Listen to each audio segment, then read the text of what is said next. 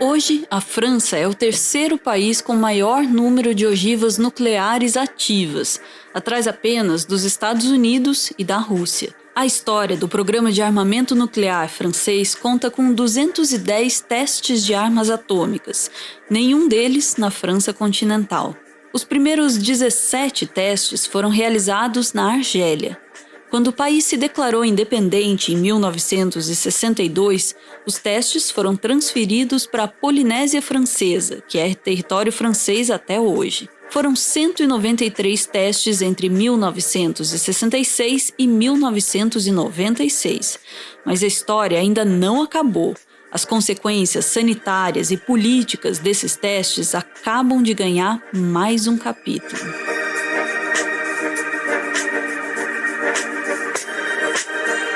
Os testes nucleares franceses no Pacífico Sul se concentraram principalmente em dois lugares, o atol de Mururoa e o atol de Fangataufa. Os Estados Unidos também realizavam testes na região, principalmente nas Ilhas Marshall. Desde o começo, houve muita resistência a esses testes, integrada por grupos bastante diversos. Haviam os habitantes da região, que temiam o impacto desses testes na sua saúde e no ambiente em que viviam, com toda razão, aliás. Havia também os ambientalistas que se opunham ao uso da energia nuclear em todas as suas formas, seja bélica ou para geração de energia. E havia grupos ligados à esquerda que se opunham ao teste por ver neles uma extensão das políticas colonialistas e imperialistas às grandes potências. A oposição aos testes nucleares logo se estendeu por todo o Pacífico Sul. Grandes protestos surgiram nas ruas da Polinésia e Fiji. Na Nova Zelândia, a oposição aos testes foi decisiva nas eleições de 1972, rendendo a maioria do Congresso e o cargo de primeiro-ministro ao Partido Trabalhista, ferrenho opositor das armas nucleares. Na Austrália, os sindicatos organizaram a resistência na forma de um grande boicote a qualquer coisa que viesse da França. Não foram apenas consumidores que pararam de consumir produtos franceses. Trabalhadores sindicalizados nos aeroportos se recusavam a abastecer os aviões franceses. Nos portos se recusavam a carregar as embarcações e nos correios se recusavam a fazer entregas de qualquer carta que viesse da França. Também se tornaram comuns cartazes de protesto em toda a região. O mais icônico deles trazia os dizeres: "Se é seguro, descarte em Tóquio, teste em Paris e armazene em Washington, mas deixe meu Pacífico livre de material nuclear." Logo, os protestos passaram a ficar mais ousados. Ativistas começaram a usar pequenas embarcações para invadir os locais de testes das bombas, obrigando os testes a serem interrompidos. As marinhas francesa e estadunidense não gostaram e passaram a atacar. O primeiro caso ocorreu em junho de 1972, quando a marinha francesa usou uma de suas embarcações de guerra para abalroar um barco de David McTaggart, um dos fundadores do Greenpeace. Outro episódio notável aconteceu em 1979 no porto de Auckland, na Nova Zelândia. Um submarino estadunidense atropelou várias pequenas embarcações de ativistas. Um dos ativistas, de alguma forma, conseguiu subir em cima do submarino e dançar para o deleite dos seus companheiros. Um jornal local da época descreveu a situação. Como no filme Zorba, o Grego, ele começou a dançar, meio por provocação, meio por felicidade, bem no nariz do submarino em movimento. Com o aumento das tensões, a situação começou a ficar mais violenta. Surgiram relatos de marinheiros franceses abordando embarcações de ativistas para destruir seus equipamentos e agredir a tripulação com cacetetes. Em 1985, a escalada da violência chegou ao seu fim inevitável. A Direction Générale de la Sécurité Extérieure, agência de inteligência e contra-espionagem francesa, conduziu a Opération Satanique, na qual detonaram uma bomba e afundaram o Rainbow Warrior, o então principal navio do Greenpeace. O ataque causou a morte do fotógrafo português Fernando Pereira, de 35 anos. Apesar de toda a pressão, os testes continuaram até a década de 90. Só se encerraram quando a França assinou e ratificou o Tratado de Proibição Total de Testes Nucleares. O último teste ocorreu no dia 27 de janeiro de 1996. Esse foi o fim de uma luta, mas o começo de outra. A luta para compensação dos danos causados.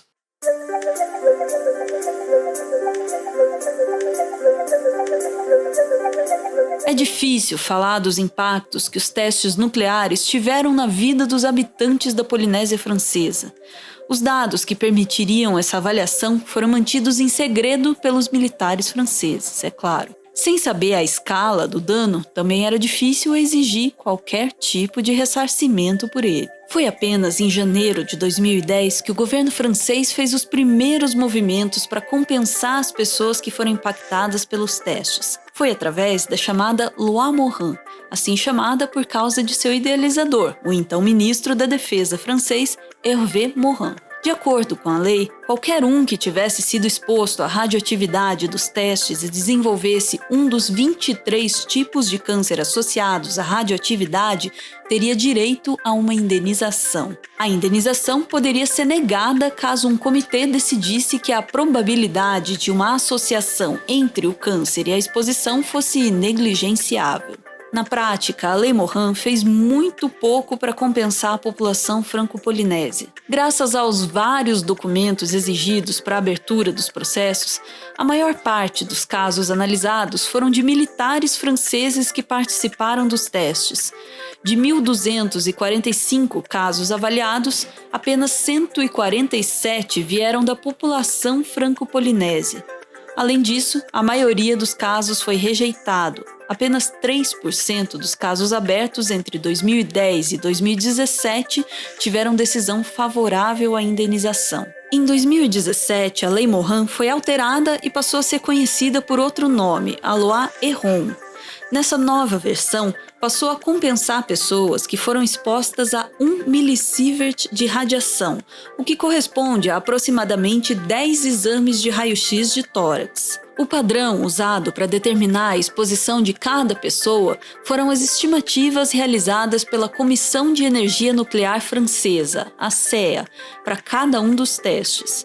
A partir dessa alteração, aproximadamente metade dos pedidos passou a ser aprovado. A população da Polinésia Francesa não achou suficiente.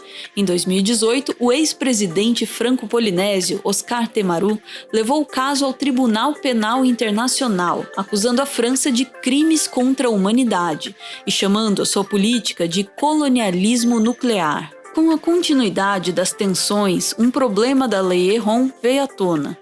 A comissão responsável pela análise dos casos afirmava que a tabela das estimativas de exposição usada foi validada pela Agência Internacional de Energia Atômica, mas essa agência declarou que os autores da tabela nunca enviaram nenhum dado ao cálculo, apenas uma descrição qualitativa de como os cálculos foram realizados. Na prática, isso significa que os casos estavam sendo julgados usando uma estimativa de exposição que nunca havia sido validada por ninguém fora do próprio governo francês. Até agora.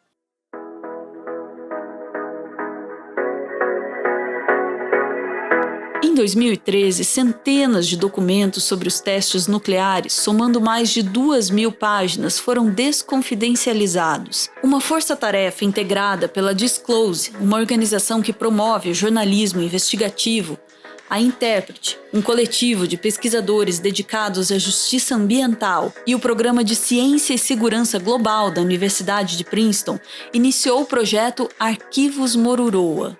Eles analisaram fotos, mapas, relatos de testemunhas dos testes, conduziram dezenas de entrevistas e usaram seus dados para simular a trajetória das nuvens de material radioativo.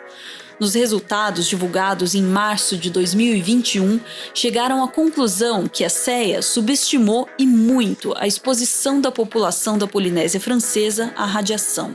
De acordo com essa nova análise, o número de pessoas expostas à radiação é de aproximadamente 110 mil, 10 vezes maior que os 11 mil estimados pela CEA. Isso é 90% das 125 mil pessoas que viviam na Polinésia Francesa durante os testes analisados.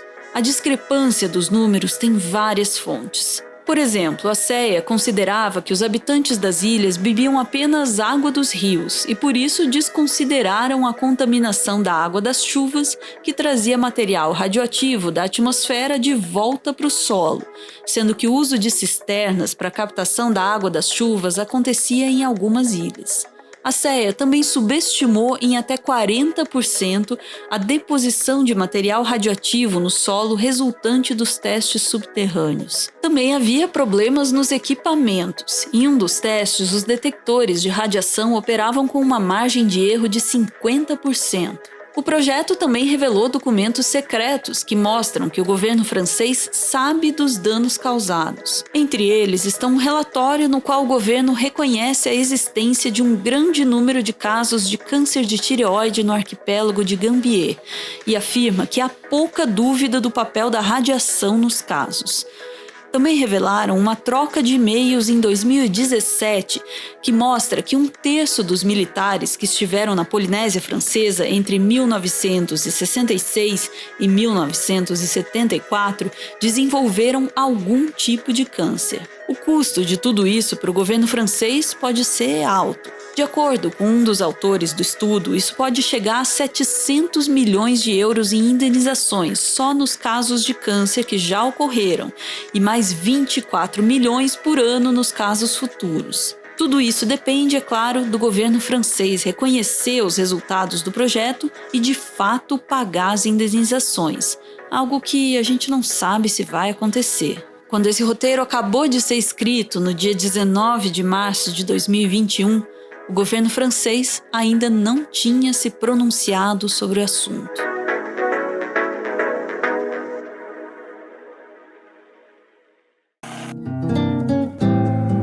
O roteiro do vídeo que você acabou de ver foi escrito pela Sofia. Ela está sempre arranjando novos lugares para falar de ciência. E sempre que ela faz alguma coisa nova, ela avisa lá no Twitter. Então, se você quer ouvir ela falar de ciência e às vezes de outras coisas também, pode seguir ela lá, @lentevermelha.